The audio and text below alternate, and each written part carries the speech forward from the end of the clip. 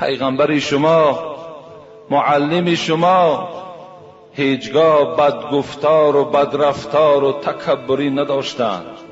حضرت عبدالله ابن عمر حکایه میکند حیات پیغمبر ده همراهش بودم، در هر جای با او نشست داشتم، لیکن گاه از زبان او سخن درشت را نشنیدم.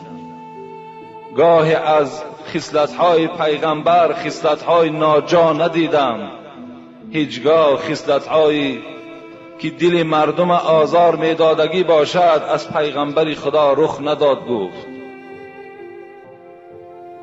باید امتهای او هم، باید ما و شما هم پیرو همان معلم باشیم، خصلت‌های خوب انسانی داشته باشیم.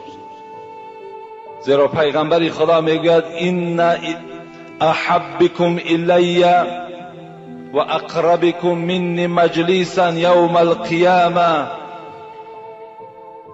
احسنکم اخلاقا.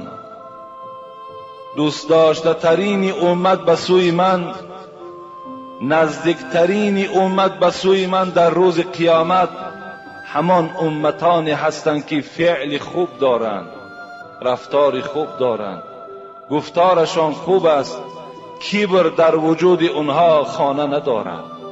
حبیب خدا گفتن بهترین امتی من انا همان امتی هست که در وجود او کبر نباشد، بلکه بهترین خصلت باید که امتی من دارا باشد.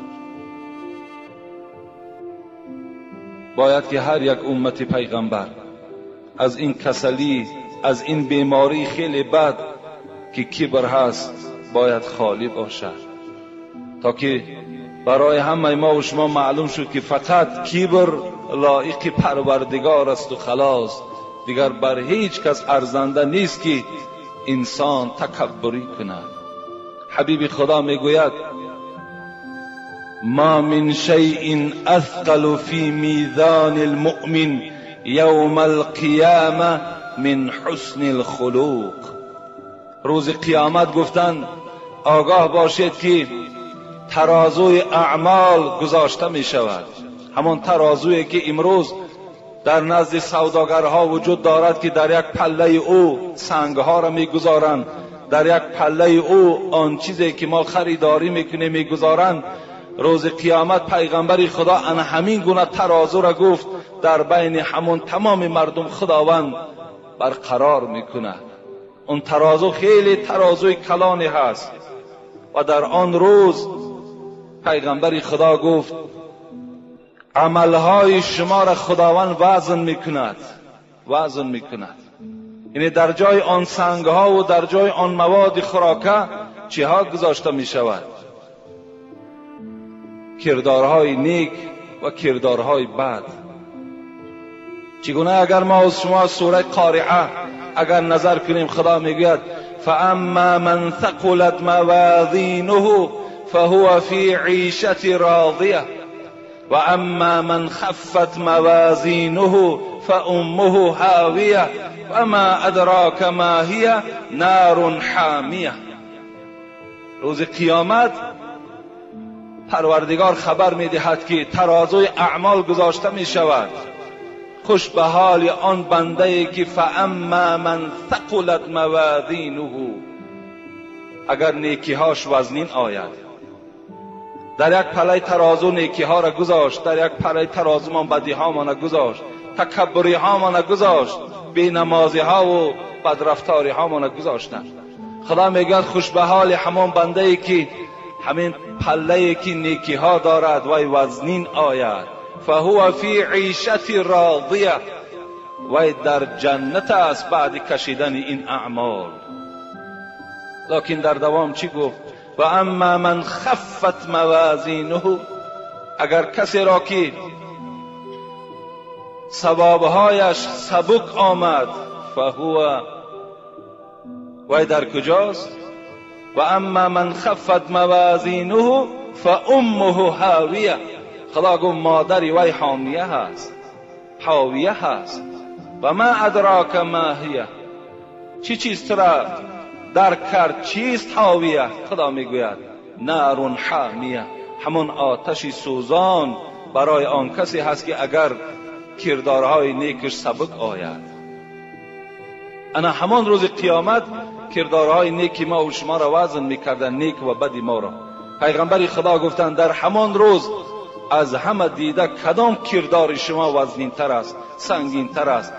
من حسن الخلق، بهترینش گفت همون است که انسانی که فعل خوب دارد، رفتار خوب داشته باشد، در دنیا کسی را آزار دادگی نباشد، همه وقت از کبر خالی باشد.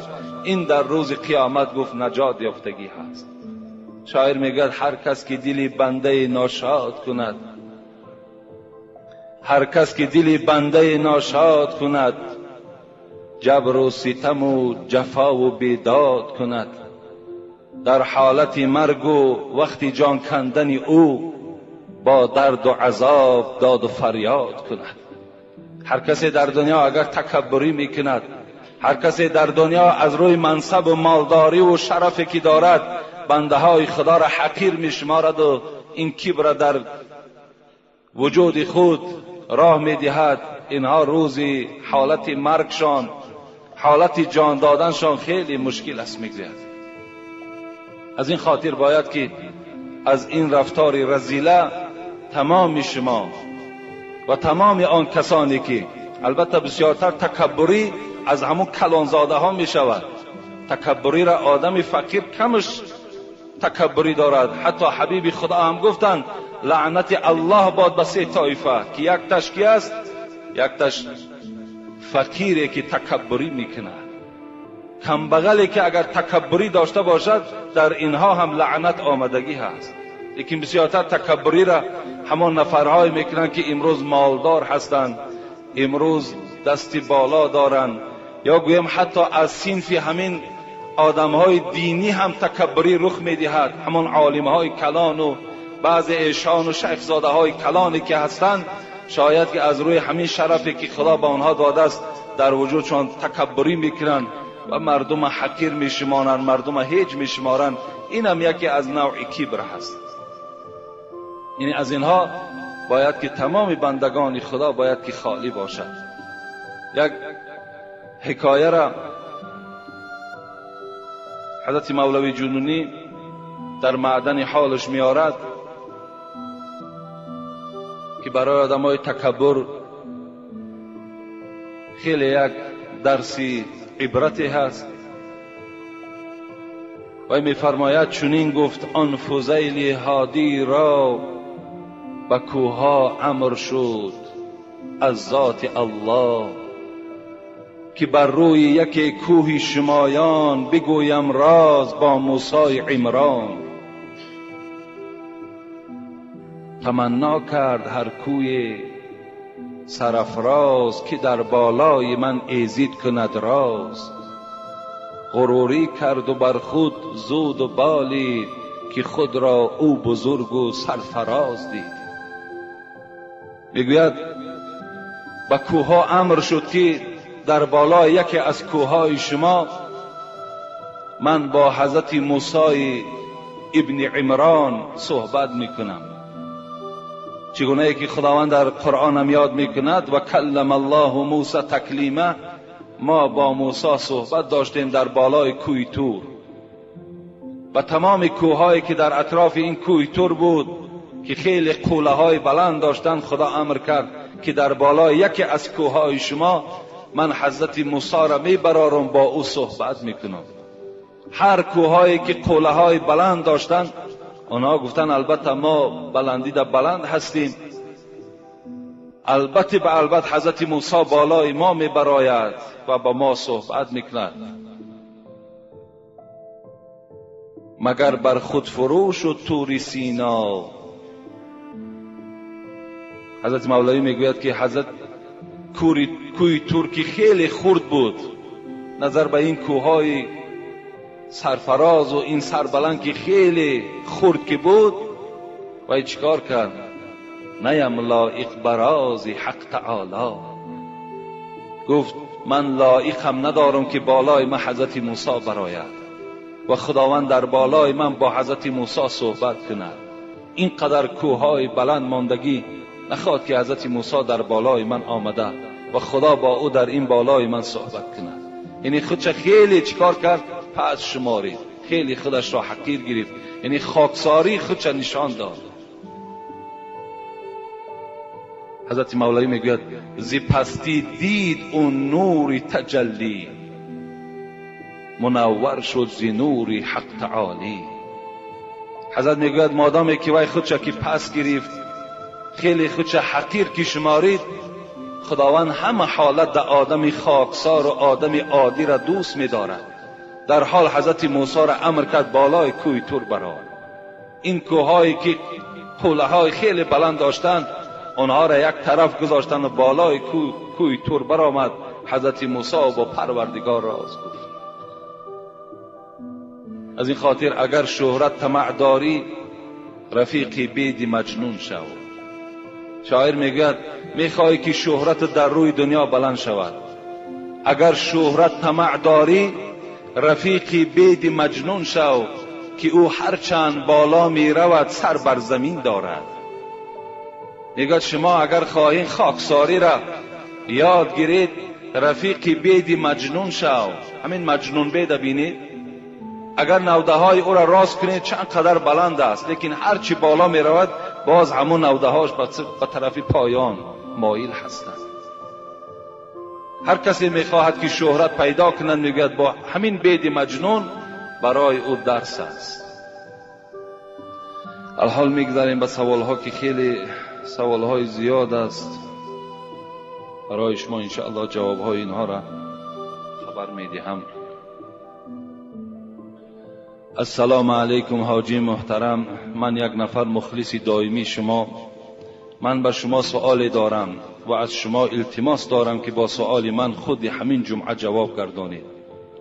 در ناحیه واسع زنی هست که دائم در اطاعت خدا است و میگوید که گویا در خانه‌اش فرشته ها از جمله بیبی فاطمه زهرا و بیبی عایشه صدیقه فرآمدند. وقتی که آدمان زیارت می روند، در وقت سجده گویا نور به چشم آنها نمایان می شده باشد. وقتی که من رفتم، در یک خانه پرده هست و در پس آن پرده کرپچه ها انداختند و می گویند که آنها در همین کرپچه ها نشستند. اما دروغ هستند. حضرت بیبی فاطمه زهرا و بیبی عایشه صدیقه اولا از جمله فرشته ها نیست. اینا از جمله فرشته ها نیستند، اینا از جنس آدمند. این دختر پیغمبر و زن پیغمبر است. فاطمهش دختر پیغمبر، عایشه صدیقهش زن پیغمبری خداست. از این خاطر با این نوع زنهایی که این گونه دعواها دارند شما هیچگاه نزدیک نشوین. الحمدلله که امروز خیلی فهمیش شما بلند شدگی است. اگر باز به همین فهمیشاتون شما رفتن نزد همین خیل زنهایی که اینا جین دارن، اینا جینوره هستن، اینا بیمارن،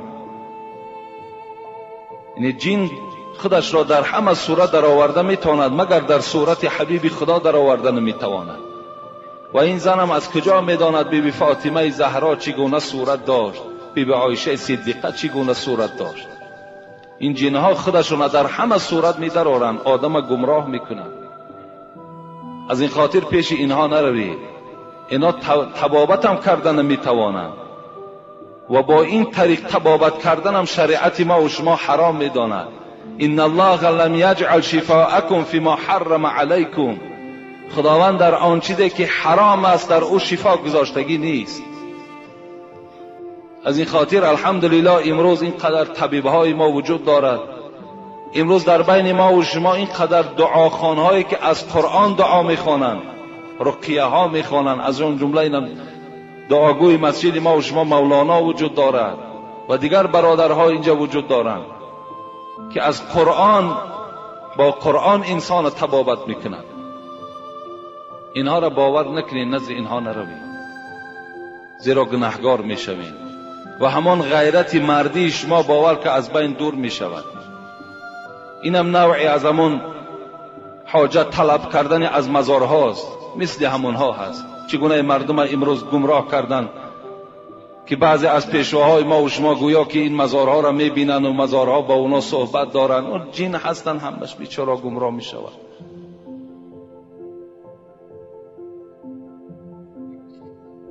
نروید پیش اینها.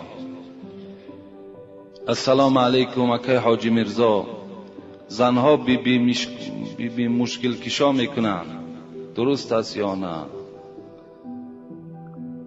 من به همه شما یک سخن میگم، همت آگاه باشین برادرای عزیز. من هر یک سخنی که برای شما میگم وای سند دارد، وای دلیل دارد.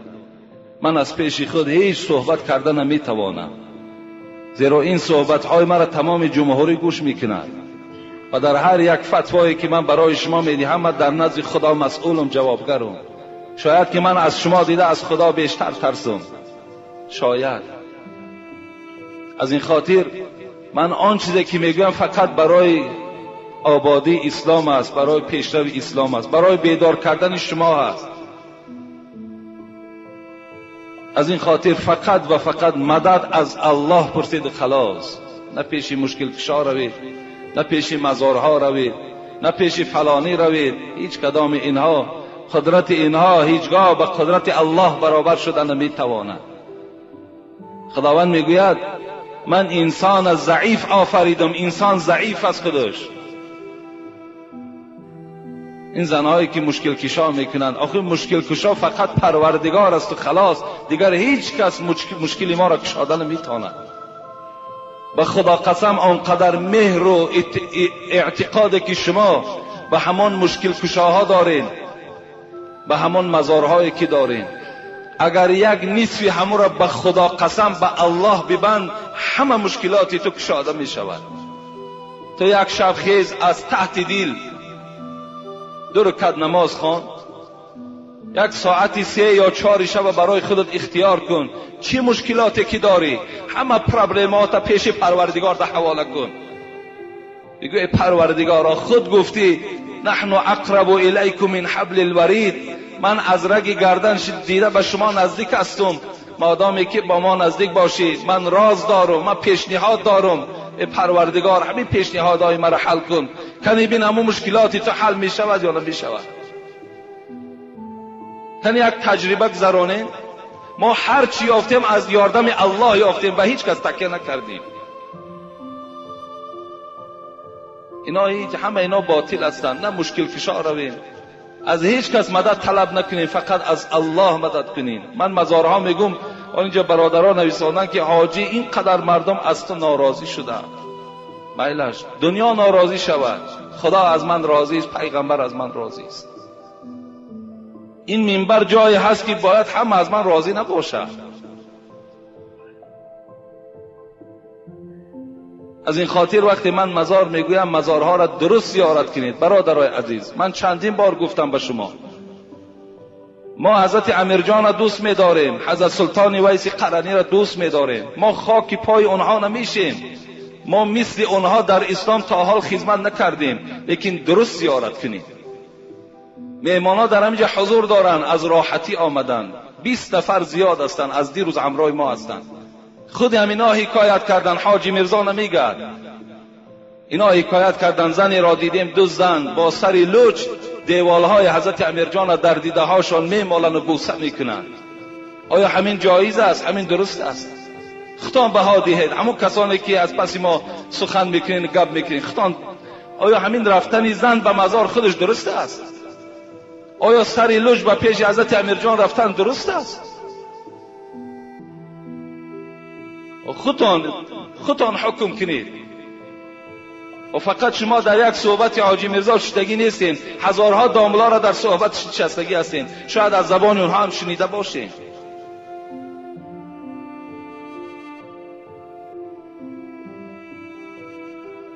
انشاءالله حضرت امیرجان از ما به نهایت راضی هست، به نهایت راضی هست که ما مردم به راه درست دعوت داریم. برادرای عزیز، باز میگویم خیر احسان تان فقط و فقط برای برادرت کن، برای پدرت کن، برای مادرت کن، برای همسایه های فقیرت کن. امروز حضرت مولانا در دوشنبه ای میاسا کمبینت دزیا در اونجا گوسفند میکشن. همین درست است؟ همین میاسا کمبینتی که میگویه مثل همون مزار گوسفند کشی ندارد. در کدام جای کتاب هست؟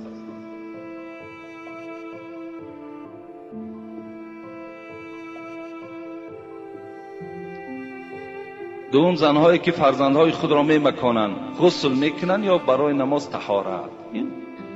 مکاندن کودک این نه واجب غسل می شود نه شکننده های طهارت است. کودک که اگر طهارت داشته باشه و کودک شکی مکان و طهارتش نمی شکند یا برای او غسل واجب نمی شود. نمازش خواندن میگیرد با همون طهارتش. شاید کسی یگان نافهمی داشته باشد که شاید که با مکاندن کودک فکر کنه که طهارت می شکسته باشد یا غسل واجب می شده باشد. نه، اینها رخ نمی دهد. السلام علیکم داملای عزیز حاجی میرزا. ما یک گروه سوداگران از دوشنبه بازار سلطان کبیر التماس در حق ما دعا کنید که بنده های گناهگاریم و از گناه های خود پشیمان هستیم و در آخر خداوند ما و شما را از ایمان خارج نکند. در حق ما دعای نیک کنید. این برادرای سلطان کبیر هم خدا برکت دهد. اکثریت سوداگرهاش برای همین آبادی مسجد ما این یک مبلغی هم روان کردند و دست برادر اکی حاجی آدینه و با نزدیکی هم یک سفر در دوشنبه داشتیم که یک مبلغی کلان از حساب مسجد قرضدار بودیم. الحمدلله که اون جمع برادرهای یافت شد. برادرمان حاجی عارف و برادرمان قابل جان، برادرمان علی شیر، برادر دیگرمان اکی خلیل، اینها همکاری کردند و این قرض البته ما کندیم.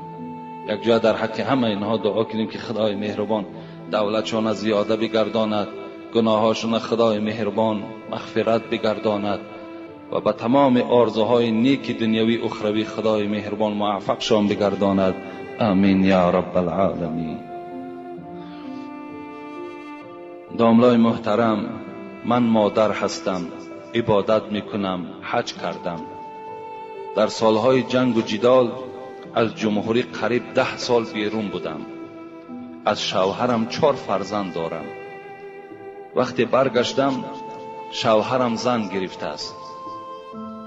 آدمی نقص و با تقوا هست، لیکن من دیگر با او زندگی نکردم.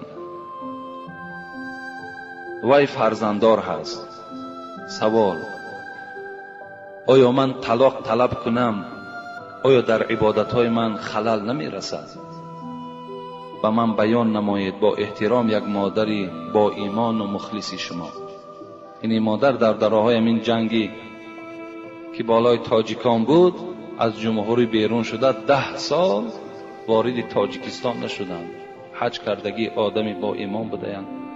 آمدن که الله که شوهرش زن گرفته است. دیگر با این شوهر این زن نیت زندگی ندارد. حتی خواسته است که اگر طلاق طلب کنم آیا در عبادت من یگان خلل و زلل پیدا می شود یا نه؟ پیغمبر خدا می گوید ایما امرأة صلت خمسها و صامت شهرها و احسنت فرجها. حدیث متن گوش کنین. کدام زنی که 5 وقت نماز میخواند، کدام زنی که ماه رمضان روزه میگیرد، کدام زنی که به زنا نزدیک نمی شود، کدام زنی که حج میکند، اینها را بالا دا میگذاریم. در خبرش این مبتدا بود، خبرش دا میاییم. و اطاعت بعلها، حل کننده ان همین کلمه هست. اگر شوهرش از خودش راضی گرداند چی می شود؟ فلتدخل الجنة من ای ابواب شاء. پیغمبر گفتند مادام حاجی باشد، مادام 5 وقت نماز خواند، مادام روزه ماه مبارک روزه گیرد، مادامی که از زنا خودش نگه دارد و در آخر از همه ضرورتر شوهر از او راضی باشد، وارد جنت شود از هر دروازه‌ای که می‌خواهد. از این خاطر این مادری که اگر از شوهرش طلاق طلب کند، پیغمبر خدا میگوید ایما امرأة سألت من زوجها الطلاق من غیر ما بأس فحرام علیها رائحة الجنه. اگر کدام زنی که از شوهر طلاق طلب میکند که مرا طلاق ده، هیچ مسئله مهمی در بینشان پیدا نشده است، پیغمبر خدا گو یقین داند همان زن که بوی جنت برای او حرام گردید، بوی جنت به مشامش نمیرسد. اگر چند حاجی است، اگر چند 5 وقت نماز میخواند، اگر چند که زناکار نیست، اگر چه زنی با تقواست، لیکن وقتی که شوهر گو که طلاق کن مرا، الکی بوی جنت به مشامش نمیرسد. از این خاطر از این مادر من چی خواهش دارم؟ همین است که زندگی تا برقرار کن. با که ندارد در این 10 سال نبودن تو این شوهر چیکار کند؟ چیکار کند؟ کدام شوهر در نبودنش عائله خود زن نمیگیرد؟ زن گرفتن گناه نیست که آخه زن گرفت با که ندارد، باز همون زندگی اولی که داشتین 4 فرزند از شما بوده است، باز همون زندگیتان را برقرار کنین تا که کار شود که زندگی اولی که داشتین 4 فرزند از شما بوده است، باز همون زندگیتان را برقرار کنین تا که کار شود که پشیمانی دیگر برای تو نیاید و وقتی چی گویم جان کندن و چی حالت قبر و چی روز محشر برای تو نیکی ها پدید آید. انشاءالله اگر تو با این شوهر یک جایه شوی، خدا خواسته باشد به تمام نیکی های دنیا و آخرت میرسی. بسیار مهم است، بسیار. حتی پیغمبر خدا در یک حدیث صحیح میگه 3 لعنهم الله، 3 طایفه در لعنت الله هستند که یک تاش کدام است؟ و امرأة باتت و زوجها علیها غضبان. یک زنی که با همراهی شوهر زندگی میکند لیکن شوهر بالای او غضب دارد، یا با همراهی شوهرش قهری هستند، با همراهی شوهرش یعنی معامله خوب ندارند، این زن هم پیغمبر خدا گفتند در لعنت الله گرفتار است. السلام علیکم داملای عزیز. من میخواستم بفهمم که در بر کردن طلا، انگشترین، دستمانه یا زیره یگان ثوابیت دارد یا نه؟ دوم، خویش و تباری که خود پسند باشند با آنها چه خیل مناسبت کردن در کار. سوم، بغیر از ماه قربان در ماه دیگر سفر حج کنی چی می شود؟ چهارم، خوردن سیر یعنی چیزناک چی ضرر دارد؟ از شما منت دارم. این برادر 4 سوال کردن. بغیر ماه قربان اگر کدام انسان سفر حج میکند، حج عمرش صحیح می شود، لیکن از حج فرضی واقع نمی شود. یعنی در ماه قربان کسی که اگر حج میکند و حج فرضی هست، لیکن در غیر ماهای قربانم ماها می توانیم که حج کنیم، لیکن حج عمره می شود، حج سنتی می شود که این خیلی عبادتش فرقهای زیاد دارد. یعنی عبادت عمره از عبادت ثواب حج فرضی، از یعنی ادا کردن حج فرضی خیلی فرقهای زیاد دارد. از این خاطر این از حج فرضی گویم در غیر ماه قربان اگر صحیح شد، نه صحیح نمی شود، برای که برای حج فرضی ماهای مخصوص خداوند انا همین ماه را انتخاب کردگی است. خویش و تباری که خود پسند باشند با آنها چگونه مناسبت کردن در کار؟ البته مناسبت خود خوب میکنین، میبینیم که به قدر ما و شما رسیدن، ما و شما تواضع میکنیم، قدردانیشان میکنیم. اگر که میبینیم که تماما به قدر و قیمت ما که نرسیدن، البته چیکار میکنیم؟ باز رفت و آمد ما نه راهاش میابیم. اگر کنده کنیم، باز اگر زلالها پیدا کی شود، از اون دخیش تباری را کندنش خیلی با در شریعت گناه است. این سیله رحم وقتی کنده می شود، این هم گناه است. برای همین حدیثی که خواندیم جمعه آینده، هر وقتای میبینید امتهای مرا که تواضع میکنند، تواضع کنین.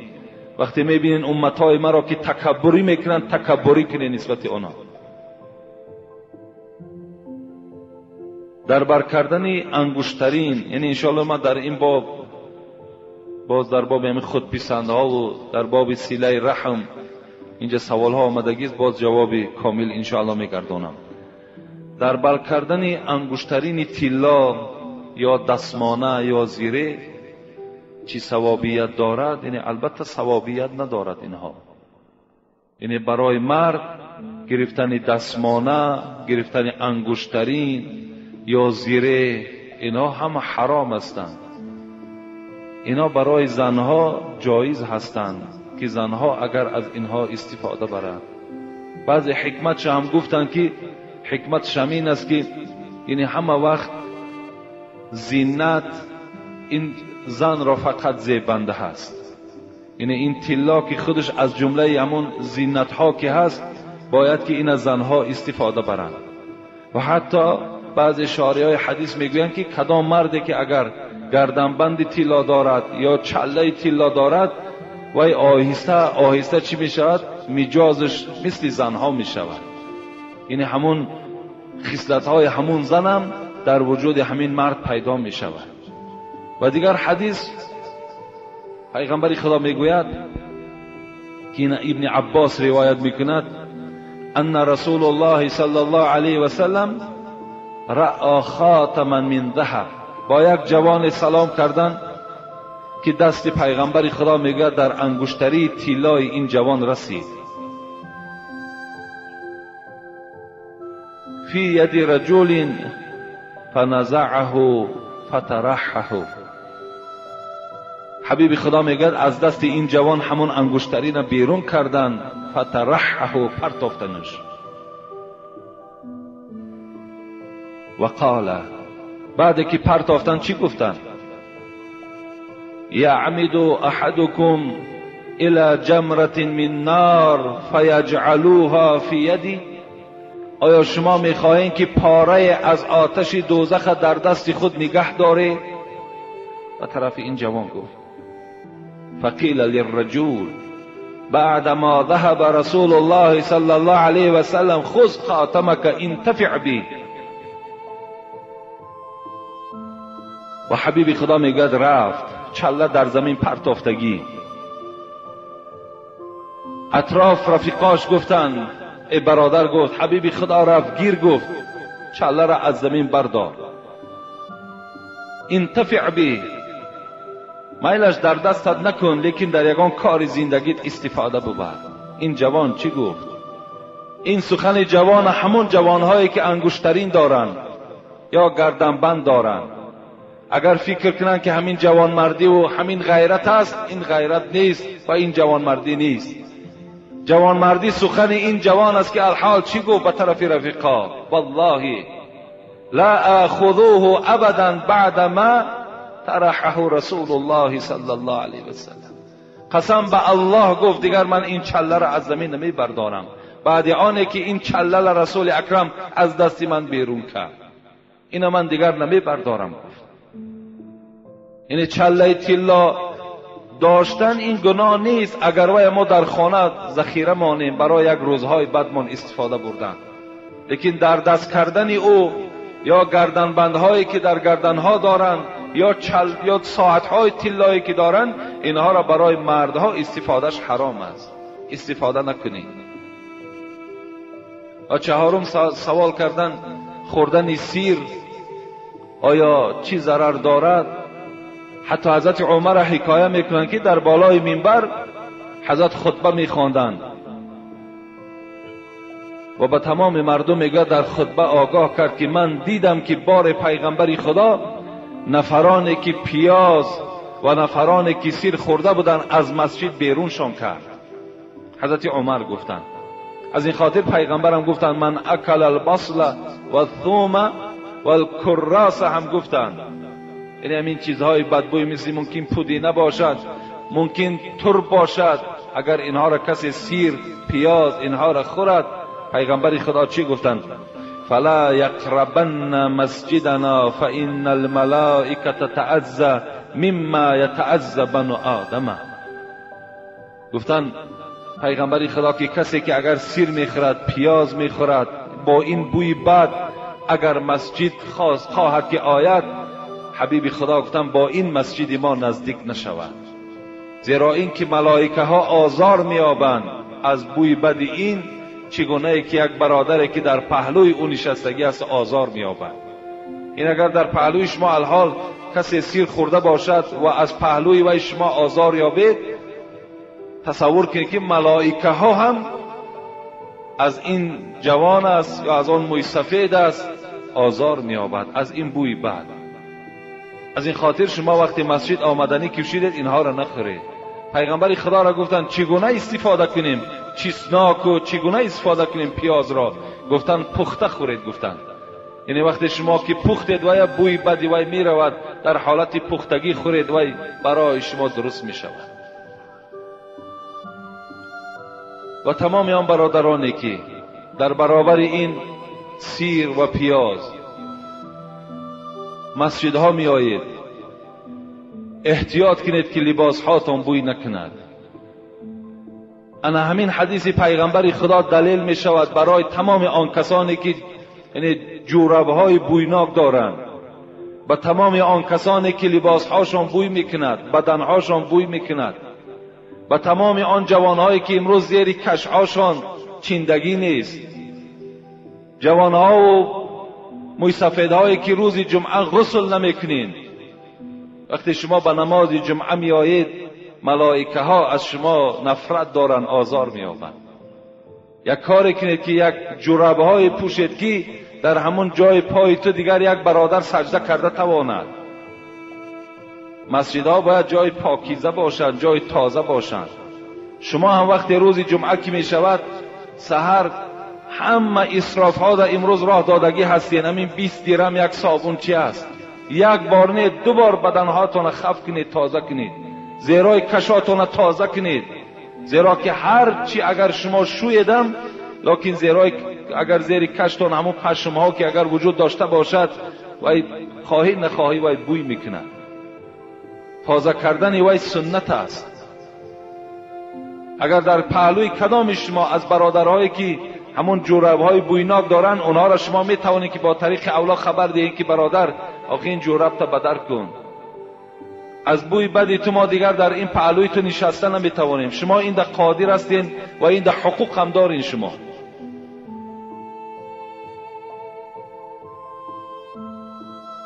السلام علیکم داملای عزیز و مهربان. چند نفر از شما ملال و ناراضی شدند نسبت اینجا در قوس گرفته است از بعضی برآمدهای ما، چه از خیر احسان ها را ما صحبت کردیم، چه از عرق نوش ها را صحبت کردیم. یعنی سخن های وزنین گفتید. میگویند که سخن های وزنین گفتید، با آنها چی گفتنی ها دارید؟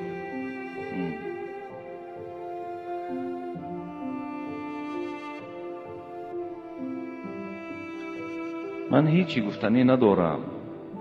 یعنی کدام برادری که از ما می رنجد، در اصل به گوش ما می آید که بسیاری برادرها رنجیدن از بعض خیر احسانهایی که ما صحبت کردیم، از بعض زیارتهای مزارهایی که ما صحبت کردیم، از عرق نوشهایی که صحبت کردیم.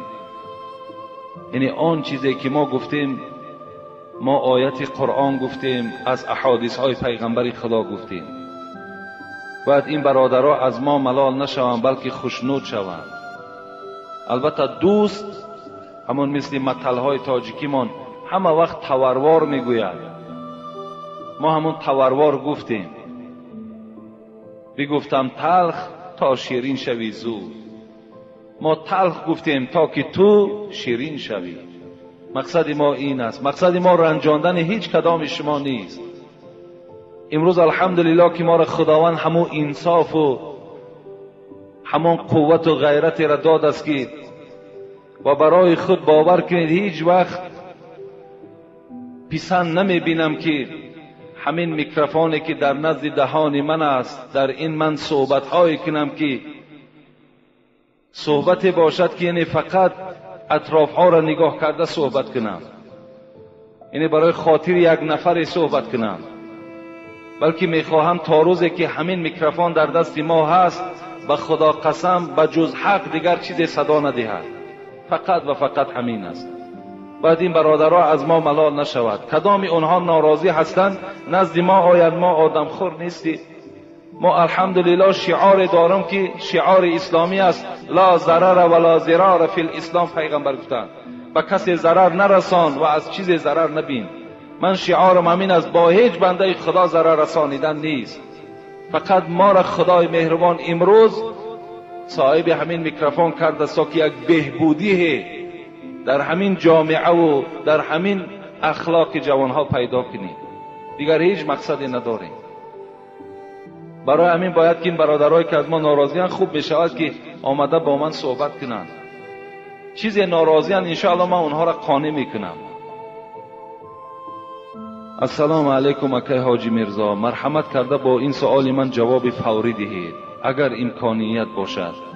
در خانه‌ای که طفل خردسال 7 ماهه از دنیا گذشت، خود پگاهی در همان خانه معرکه توی بود.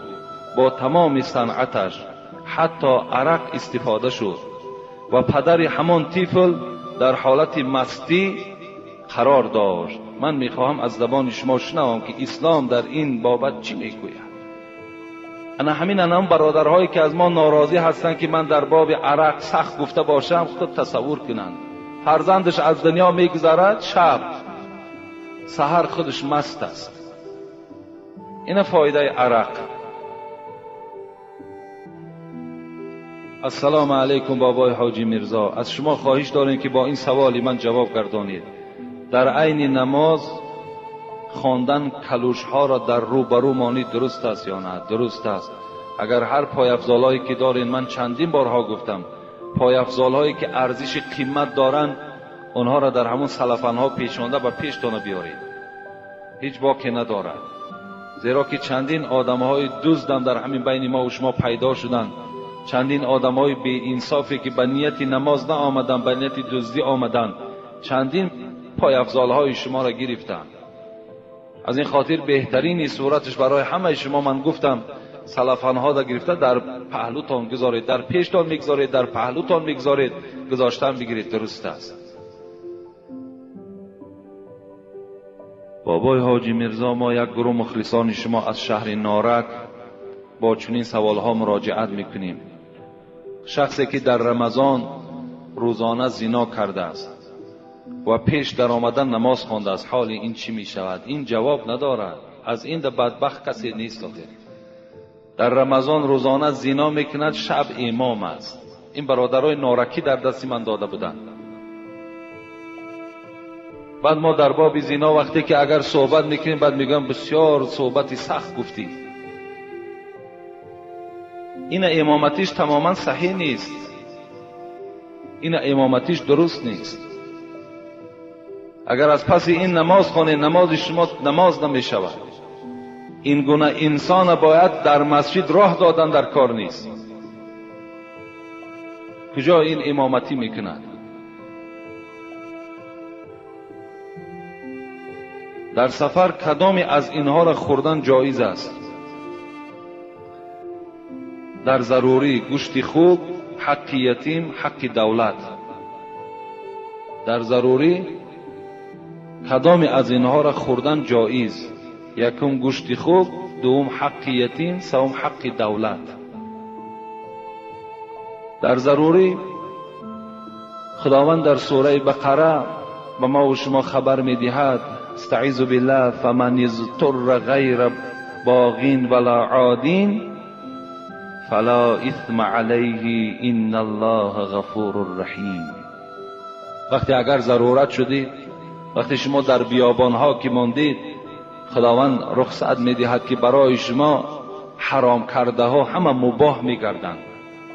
هر چیزی که باشد، چه گوشت خوک است، چه عرق است، چه حق یتیم است، چه حق دولت است، هر چیزی که ضرورت در بیابان شما ماندین، از این حقها اگر استفاده بریم برای آنکه یعنی تلف نفس نشود، شما هلاک نشوید، خداوند برای شما رخصت میدهد در ضرورت از اینها استفاده بردن. لیکن شاید اینجا بعضی برادرها در اطراف حق دولت هم و ما گفتن که همینش آسانتر و همینش سبکتر است که در ضرورت از گوشت خوک دیده و گوشت از حق یتیم دیده این خورد. لیکن همین عقیده را باید ما و شما دور کنیم. حق دولت خوردن هم این جنایت است. این دولت هم دوست داشتن برای هر یک آدم ایماندار لازم است که دولت خودش دوست دارد. ما باید دولت تاجیکان دوست داریم. وقتی حق ای را میخوریم، وقتی عمارت ها در سومهای کرایی میکنیم تله و تاراج میکنیم، وقتی یک سرور دولت آبادی خواهد ما ویرانی خواهیم، این چی میشود؟ پیغمبر خدا میگوید مسجدهاتون شما به آرایش آباد کنید، لیکن شهرهاتون با شکوه کنید، یعنی شهرهاتون آباد کنید. امروز ما الحمدلله که در همون آبادی قرار داریم. امروز آبادی رفته ایستاده است. اگر ما همین آبادی ها را حقش اگر غارت کردن گیریم، آیا اینش برای ما و شما حلال میشد؟ حق دولت هم همین حق ما و شما هست. برای همین البته ما و شما باید غمخوار دولت باشیم. باید برای آبادی دولت من همه من سعی کوشش کنیم. علال خصوص امروز مردم همین کولاب که 2700 سالگی را جشن میگیریم، ماه سپتامبر قریب 9000 مهمان می آید. 9000. باید هر کدام شما تیار باشید، هر کدام شما آبادی ها کنید تا که مهمان ها از ما و شما راضی باشند. اونا فقط یک مسجد ما نمی آیند، تمام گوشه و کنارها را اطراف ها را سیر میکنند. باید همه ما تیار باشیم. دولت ما آباد کنیم، کوچه ها ما آباد کنیم، خانه ها ما آباد کنیم. همه این حق ها در ضرورت درست می شود، در غیر ضرورت همش برای ما حرام است. السلام علیکم اکای حاجی میرزا، من دخترک هستم، یکی از مخلصان اشدی شما از دهه افتالوق. میخواستم که با سوال من با پررگی جواب میدادید در همین روز جمعه. التماس سوال یکم هم همین است. من نماز میخوانم و کتاب قرآن هم میخوانم، لیکن من سطر عورت تا حال نکردم. رویمال میده میبندم. این نمازهایم را خداوند قبول میکند یا نمیکند؟ دوم سوال، نماز را دراز خواندن ممکن است؟ یعنی با صلوات های بسیار خوانی. این را با ما فهمانید، چون که من همین خیل میخوانم. نماز چند قدر دراز خوانید تا گزار باشید باز خوب میشود. چند قدر نمازهاتون دراز خوانید در حالتی که اگر تنها گزار باشید. یعنی نمازهایی را که ما میخوانیم که یعنی کمی میانه میخوانیم، نه سراسیمه میخوانیم و نه دراز، این به خاطر قوم است. چگونه که پیغمبر خدا میگوید اذا اما احدکم الناس فلیخفف، شما سبک ها یعنی نمازهاتون سبک خوانین، زیرا در بین شما آدمهای بیمار و آدمهای خردسال و آدمهای حاجتمند و کاردار که هستند، شما نمازهاتون سبک خوانین. این برای امام ها هست. لیکن هر کدام شما اگر تنها گزار باشید، چند قدر نمازهاتون دراز خوانید، همون قدر البته ثواب هست برای شما. لیکن سوال اولی که این خواهر کردن که نماز میخوانم لیکن ترک سطر میکنم، آیا نماز من در نزد خدا قبول میشود نمیشود؟ خداوند در سوره مائده آیت 27 میگوید انما یتقبل الله من المتقین. خداوند همه حالت عملهای آن کسانی را قبول میکنند که اگر از خدا میترسیدگی باشند. یعنی اگر این خواهر از خدا می ترسیدگی باشد، نمازم در ذمه‌اش فرض است و روی مال انداختن و سطر کردن هم فرض است. چگونه که نمازم فرض است، سطرم فرض است. از این خاطر اگر کدام خواهری که از خدا می ترسد باید که در برابر نماز خواندنش باید که سطر داشته باشد. این حالت در نمازهای او در نزد خدا قدر و قیمت پیدا می کند. این حالت در این نمازها در نزد خدا قبول می شود. لیکن نماز خوانی و ترک سطر کنی، نماز خوانی و بی حیایی کنی، نماز خوانی و در تویها رقاصگی کنی. ولی یک دخترک قطعی صحبت شدیم، در یک جا ما رفتیم، بسیاری ها بودن، گفتن من نماز می خوانم لیکن همین معرکه ها در رقص میکنم. این چی میشیده باشد؟ اگر این گونه عمل ها داشته باشین، این نمازهای شما نماز نمی شود. این معلوم است که تو از خدا نمی ترسی. زیرا خدا در قرآن میگوید این الصلاة تنها عن الفحشاء والمنکر. نماز باید چنان نماز باشد که صاحب خودش را از تمام کردارهای بد باز دارد. یعنی این نمازی که انسان از دزدی باز نمی دارد، از عرق نوشی باز نمی دارد، از زناکاری باز نمی دارد، این نماز نیست. گفتند السلام علیکم داملای عزیز، دعا کردن در سجده در کدام نماز جایز است؟ در فرض، سنت یا نفل؟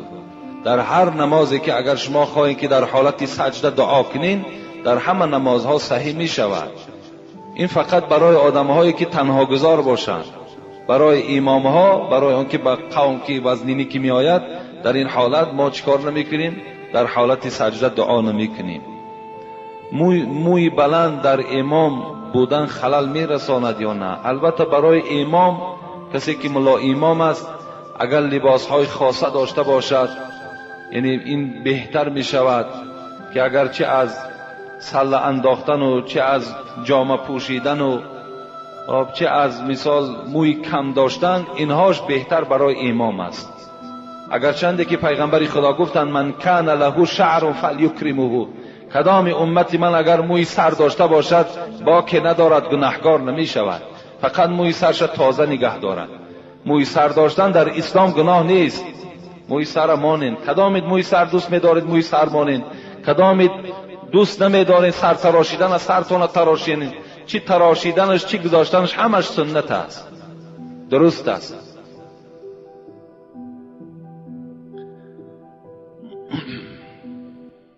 اینجا سوال هایی که این برادرها الحال از من کردن میخواهم اینا خانم بعدا دعا میکنیم. سوال از شهر دوشنبه، کوچه چشمسار، علاجش باشد تعجیلا جواب دهید. ما یک گروه مخلصان شدید شما از شهر دوشنبه در مسجد شما حضور داریم. الحال این برادرها در این مسجد بدهند. السلام علیکم اکای حاجی مرزا، و شما یک چند سوال داریم. آیا از دسترخوان جوگی یا از دست آنها یگان چیز گرفتن درست است یا نه؟ یعنی اینها را خدا رحمت کند، صاحبان یعنی کتاب های 4 کتاب اینا میگویند که از دست جوگی چیزی نگیرین، یا که از دسترخوان جوگی چیزی نخورید که این فقر بالای شما می آرد. این حکمت ها دارد، این حکمت دارد. یعنی مقصد که اونها که مادام فقیر هستند، اونها که خود چیزی ندارند، یعنی از اونها چیزی نگیرید، برعکس اونها را چکار کنید؟ از مال و دولت خودتان دهید. این معنای را ندارد اگر من همراه جوگی در یک دسترخوان نشستم یا اگر جوگی به من چیزی داد همین به حیث صدقه یا هدیه و یا من باید قبول نکنم. این عقیده نادرست است، زیرا جوگی هم بنده خدا هست. ولی بعضی برادرها از ما میپرسند که آیا دختری جوگی را گرفتن درست است؟ درست است، با طریق اولاد درست است. کسی که اگر لا اله الا الله محمد رسول الله میگوید، دختری وای برای تمام مسلمان ها چی است؟ درست است گرفتنش، باکی ندارد. دخترها ما میتیمشون کسانی مسلمان باشند، اگر چی وای پامیری باشد، چی جوگی باشد، چی روس باشد، چی نیمیز باشد، اگر تاجیکی که ایمان نداشته باشد انا اون نمیدیم. وابسته به ایمان است، وابسته به اسلام است. در اسلام ملت شرط نیست، محل شرط نیست، کدام ملتی نباشد اسلام دارد، مسلمان است، با او ما معامله میکنیم، با که ندارد. از این خاطر از دسترخوان جوگی هم چیزی اگر ما را پیشمان آوردن برای خوردن میخوریم، چیزی دادن میگیریم، با که ندارد. اینها فقط به این خاطر است که اونها مادام فقیرن چیزی ندارن، به اونها اگر ما دهیم این بهتر است. دوم، مادر من طبیب دکتر هستند و همسایگان ما را که نصرانی شدند، تاجیکان نصرانی شده طبابت میکنن، آیا این درست است یا نه؟ مادر این برادر طبیب بوده است و نصرانی هایی که در پهلو دارد اونها را طبابت میکنن، آیا این درست است یا نادرست؟ انشاءالله جمعه آینده جواب میگوییم.